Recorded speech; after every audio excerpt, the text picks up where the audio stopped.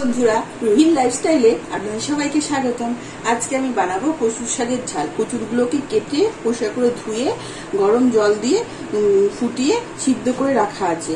আর বাদাম ভেজে রাখা আছে, আদা আর জিরে বাটা আছে, এটা আখের গুড় রাখা আছে, লবণ, ভাজা মশলা, হলুদ, কাঁচা লঙ্কা চেরা, আর এখানে পাঁচফোড়ন, এলাচ, শুকনো লঙ্কা, তেজপাতা আর দারচিনি।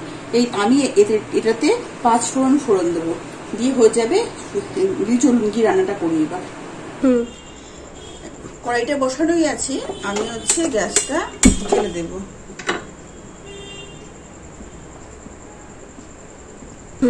কড়াইটা গরম হয়ে গেছে। আমি সর্ষের তেলটা ওখানে দিইনি, তার কারণ যদি আপনারা কমেন্ট করে বলেন যে তেল ছাড়া কি করে কচু রান্না হবে, ওর জন্য আমি তেলটা দিইনি। তেলটা আমি এখানেই দেব। আমি এখানে 5 চামচ মতো সর্ষের তেল দেব। তেলটা একটু গরম হোক। তেল গরম হয়ে গেছে, আমি ফোড়নটা দিয়ে দেব। তারপর একটু নাড়াচাড়া করব যাতে ফোড়নটা একটু ভাজা ভাজা হয়ে যায়। ফোড়নে সবসময়তে যে গন্ধ ছাড়বে তাহলে ভাববেন ফোড়নটা হয়ে গেছে। ফোড়নটা একটু ভাজা ভাজা হোক। আমার ফোড়নটা ভাজা ভাজা হয়ে গেছে। আমি এর মধ্যে আখের গুড়টা দিয়ে দেবো। পুরো আখের গুড়টা দিয়ে দেবো। নিরামিষ রান্নাতে প্রথমে আখের গুড়টা দিলে কচুটার টেস্টটা বেশি হয়, ওই জন্য আমি আখের গুড়টা দিয়ে দিলাম ফোড়নের পরই।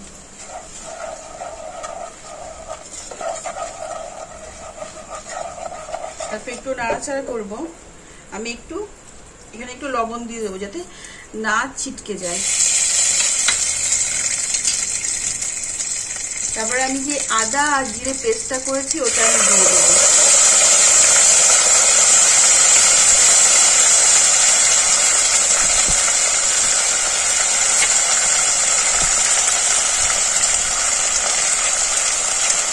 আমি সামান্য একটু জল দেবো যাতে মশলাটা না পুড়ে যায়।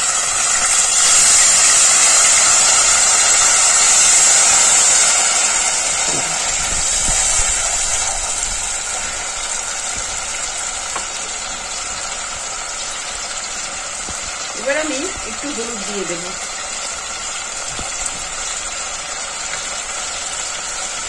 আমি মশলাটা একটু ভাজা ভাজা করবো, ভাজা ভাজা হোক। মশলাটা ভাজা ভাজা হয়ে গেছে। আমি দুটো চেরা কাঁচা লঙ্কা দিয়ে দেবো। তারপর আমি কচুটাকে সিদ্ধ করে জল ঝরিয়ে রেখে দিয়েছিলাম, এই কচু সিদ্ধটা আমি দিয়ে দেবো।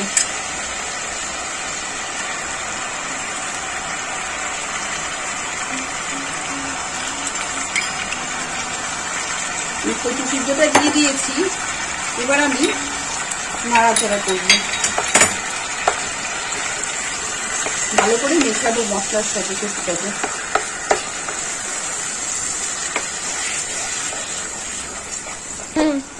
আমার মেশানো হয়ে গেছে, আর একটু হলুদ লাগবে। আমি একটু হলুদ দেব, দিয়ে আমি একটু নাড়াচাড়া করে দিয়ে আমি 10 মিনিট মতো ঢাকা দিয়ে রেখে দেব।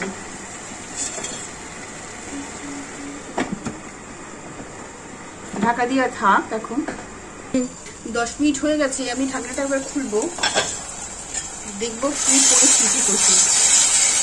দেখুন, আমি কিন্তু কচুর শাকে জল দেবো না। এতে যা জল ছিল সেই জলেই কচুর শাকটা হয়ে যাবে। আমি এর মধ্যে ভাজা বাদামগুলো দিয়ে দেবো।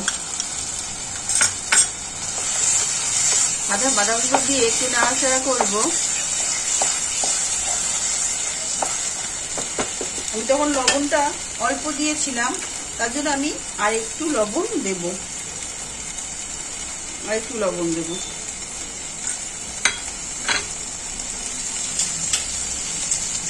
আমি ভাজা মশলা এখন একটু দেব, আবার নামানোর আগে একটু দেব। এই কচুর শাকের টেস্টটা আনে এই ভাজা মশলাতে। নিরামিষ কচুর শাকে ভাজা মশলা দিলে এর টেস্টটা অন্যরকম হয়ে যায়। দেখুন মাখা মাখা হয়ে যাচ্ছে। এটা কালারও চলে এসছে আর দারুণ সুন্দর গন্ধ ছাড়ছে। এইভাবে যারা নিরামিষ খায় তাদের জন্য এই কচুর শাকটা যদি রান্না করে তারা এক থালা ভাত খেয়ে নেবে পুরো, আর কিচ্ছু লাগবে না। এতটাই টেস্টি হয়।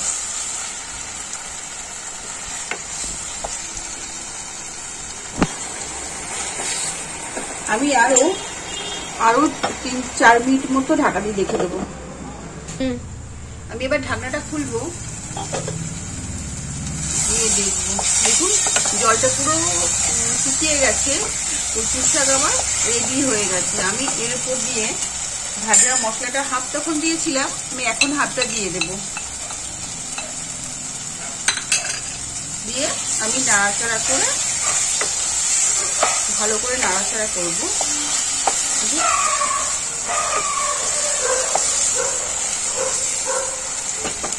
আমি এবার গ্যাসটা বন্ধ করে দেব।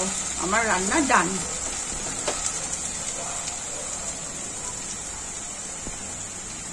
আমি এবার এই ডিশটার মধ্যে তুলে দেব শাকটা। কচুর শাকের ঝালটা আমি এটার মধ্যে তুলে দেব।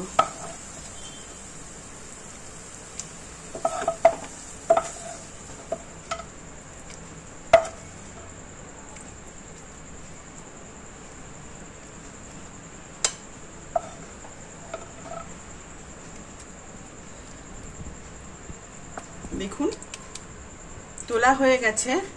চলুন আমি এবার টেবিলে নিয়ে গিয়ে দেখাই। আমি উপর দিয়ে একটু বাটার দিয়ে দেব। দেখুন কচুর শাকটা দারুণ হয়েছে। আপনাদের যদি এই রান্নাটা ভালো লেগে থাকে তাহলে লাইক, শেয়ার আর সাবস্ক্রাইব করে দেবেন প্লিজ।